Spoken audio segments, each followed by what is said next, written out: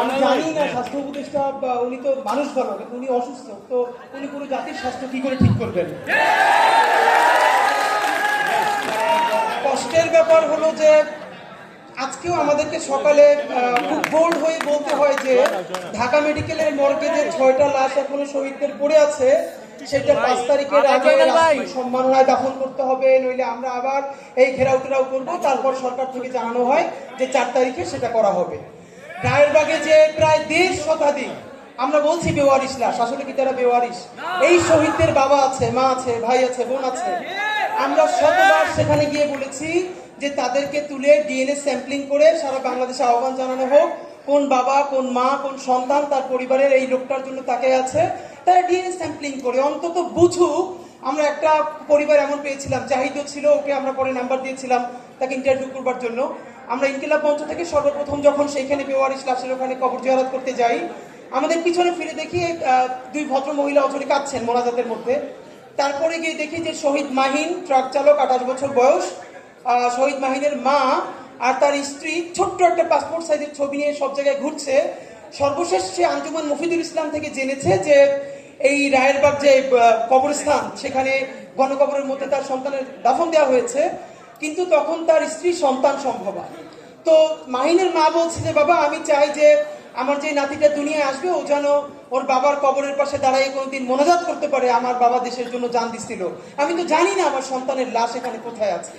তো এখন আজকে সরকার দেখলাম সম্ভবত বলেছে এই উদ্যোগ নিতে হবে। তো আমি বুঝি না যে আমরা এইরকম ছোট প্রেশার গ্রুপ, আমাদের ওয়েস্টের পিএইচডি নাই, এখন উপদেষ্টা পরিষদে যারা আছেন মাশাআল্লাহ অনেকের 2-3টে করেও পিএইচডি আছে, এত পিএইচডি কি হয় যে এই সাধারণ।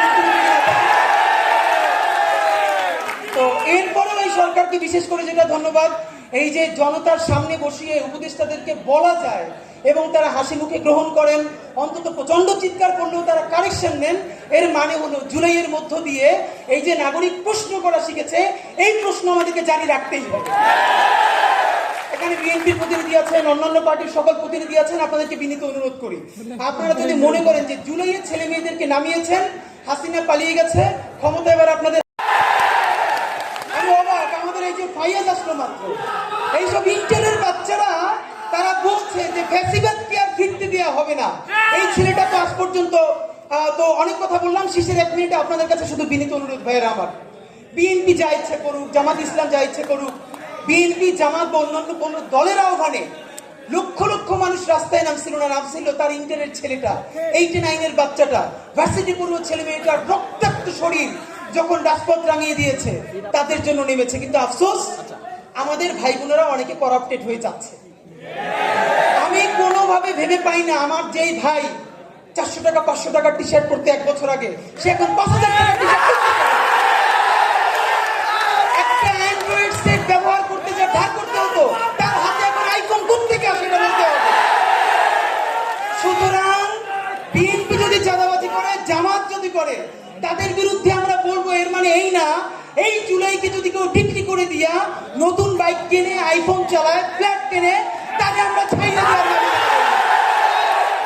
সুতরাং এই নতুন বাংলাদেশের রাজনীতি হবে শতভাগ সততা এবং ইনসাফের রাজনীতি। সুতরাং এই ভ্যানগার্ডকে অনুরোধ করি ভাইরা আমার, বাংলাদেশের সামনে অনেক কঠিন পরীক্ষার সামনে, সেই পরীক্ষায় আমাদের অন্তত এমন কিছু মুখ লাগবেই লাগবে, 18 কোটি মানুষ চক্ষু বন্ধ করে যেন বলতে পারে দুনিয়া উল্টে যেতে পারে, কিন্তু এই ছেলে কয়টা, এই মেয়ে কয়টা জীবনেও করাপশন করবে না, দেশ অন্য কারো কাছে বিক্রি করে দিবে না। সুতরাং এই জুলাই ওয়ারিয়ার্স এর কাছে আমাদের যেসব ভাই বোন আছেন, আসেন রাষ্ট্র যা যা সংস্কার করে করুক। আমি আজকে আপনাদের সামনে ওয়াদা করছি, পারলে আমরা 100 জন ওয়াদা করি যে সবাইকে নিজের সংস্কার করি চলেন। অন্তত আমরা যত গুনাহ করি, আমরা যত পাপ করি, প্রত্যেকে 18 কোটি মানুষ এত মুখে সংস্কারের কথা বলি, 18 কোটি মানুষ যদি একদিনে একটা পাপ কম করে, তাহলে এই 56,000 বর্গ মাইলে একদিনে 18 কোটি পাপ কমে যায়, আপনি ভাবেন। কিন্তু আমরা সবাই অন্যের সংস্কার করি, নিজের সংস্কার চাই না। সুতরাং চলেন এই যে আরেকটা কথা, প্লিজ কেউ নিজেরা ফোন দিয়ে বলে ভাই আমি একজন জুলাই যোদ্ধা, এটাকে মুক্তিযুদ্ধ ব্যবসার মতো। ভাই ফোন দিয়ে বলবে আপনি কে, বলে ভাই আমি একজন জুলাই যোদ্ধা, মানে কি? কোন জুলাই যোদ্ধার মধ্যে এইসব বলা চলবে না। সবাই বাংলাদেশের নাগরিক, আপনার সমস্যা থাকলে নাগরিক প্রশ্ন ডিল করবেন, জুলাই যোদ্ধা নিয়ে এক্সট্রা কোনো অ্যাডভান্টেজ নীতি কাউকে দেওয়া হবে না। সুতরাং যেই জুলাই শুরু হয়েছিল ভবিষ্যতের ইনসাফের বাংলাদেশ বিনির্মিত হওয়ার আগ পর্যন্ত, আমাদের জান পরাণ দিয়ে হলেও সেই জুলাই চলছে, সেই জুলাই চলবে। বাংলাদেশ জিন্দাবাদ, ইনকিলাব জিন্দাবাদ।